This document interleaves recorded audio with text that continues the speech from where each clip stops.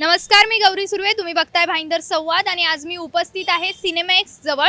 हा तुम्ही माझ्या बाजूला बघू शकता की सिनेमॅक्सचा जो रोड आहे तो आहे आणि सिनेमॅक्स रोडच्या बाजूचा हा फुटपाथ आहे. या फुटपाथवरती मी उभी आहे. मी तुम्हाला सांगेन की जे आपले न्यायालय आहे, न्यायालयाने एक नवीन आदेश काढलेला, एक नवीन निर्णय दिलेला आहे की फुटपाथवरनं चालणं हा माणसाचा मौलिक अधिकार आहे, मूलभूत अधिकार आहे. जे सामान्य नागरिक आहेत त्या सामान्य नागरिकांचा हा मूलभूत अधिकार आहे. पण तुम्ही जर माझ्या मागे इथे बघितलं तर इथे पूर्ण जे ऊस आहेत ते ऊसांचे ढीग लागलेले आहेत. बाजूला हा ऊसवाला देखील आहे, म्हणजे जे रस्त्याच्या बाजूला स्टॉल लावलेले जातात त्यांचं सामान इथे फुटपाथवरती. याच्यामुळे काय होतंय की जे फुटपाथ आहेत ते फुटपाथ कम्प्लिटली ब्लॉक होतात आणि जे सामान्य नागरिक आहेत त्यांना फुटपाथवरून चालता येत नाहीये. तुम्ही थोडासा कॅमेरा टर्न करून जर त्या साईडला दाखवलं तर बाजूलाच रोड आहे आणि रोडवरून चालताना जेव्हा संध्याकाळची जेव्हा ही वेळ आहे, या संध्याकाळच्या वेळेला रोडवरती वाहनांची गर्दी असते. सिनेमॅक्सचा हा जो एरिया आहे इथे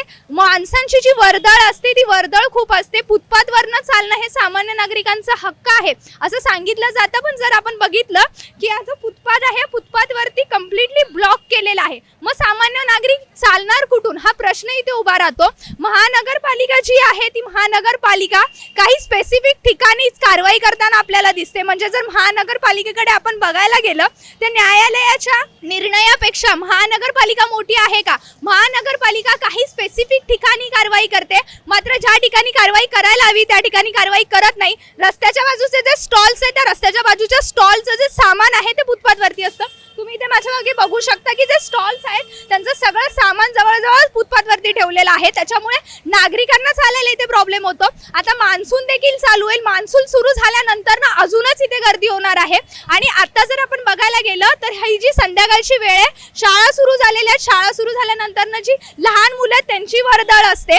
ही जी वर्दळ आहे ही वर्दळ चालणार तरी नक्की कुठून? म्हणजे जर रस्त्यावरती चालायचा भाग बघितला आपण तर रस्त्यावरती वाहनांची कम्प्लिटली गर्दी आहे. फुटपाथ हा माणसांसाठी आहे पण फुटपाथवरती देखील स्टॉल लावलेले आहेत. महानगरपालिका ह्यांच्याकडून हप्ते घेते, पण हप्ते घेतल्यानंतर जर न्यायालयाचा आदेश आलाय तर न्यायालयाच्या आदेशानंतर ना इथे कारवाई का होत नाही? भाईंदर संवादच्या माध्यमातून आम्ही नेहमीच तुम्हाला चुकीच्या ठिकाणी घडणाऱ्या बातम्या सांगत असतो, चुकीच्या बातम्या तुमच्यापर्यंत पोहोचवत असतो. महानगरपालिका नेहमी आमच्या बातमीनंतरच कारवाई करते, आधी कारवाई करत नाही.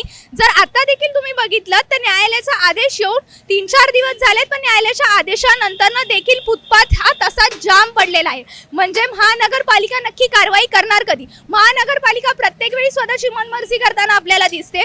या फुटपाथवरती जर चालताना कुणाला धक्का लागला, जर वयस्कर आजी आजोबा असतील त्यांना धक्का लागला, ते पडले, लहान मुलं असतात, बराचसा वर्दळ असते, घाईच्या वेगामध्ये माणसाचा एकमेकाला धक्का लागतो, त्यामध्ये जर एखादा पडला तर त्याला जबाबदार कोण हा प्रश्न इथे उभा राहतो. महानगरपालिका नक्की यावरती कारवाई कधी करणार आहे हा माझा महानगरपालिकेला प्रश्न